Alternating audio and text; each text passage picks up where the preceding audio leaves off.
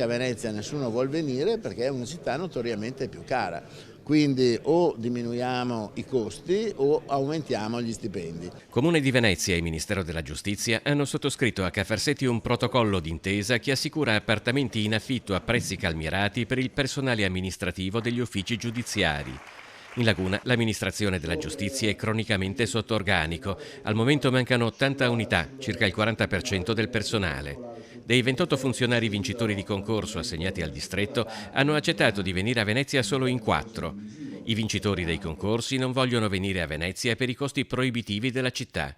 E visto che gli stipendi del personale giudiziario non si possono aumentare perché di gabbie salariali non se ne parla, si diminuiranno i costi. A Venezia nessuno vuole venire a lavorare perché è una città molto disagevole e molto costosa.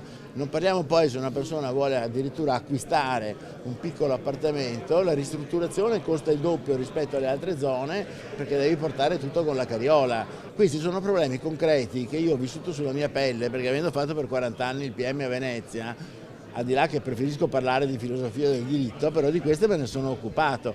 Al momento gli appartamenti disponibili nell'entroterra del Comune di Venezia sono una decina, ma bisogna coprire una trentina di domande.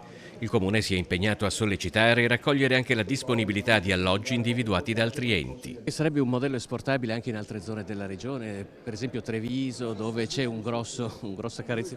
Sì, noi stiamo già progettando una regionalizzazione di questo protocollo, naturalmente ci vorrà un po' di tempo, ma la via da seguire è quella.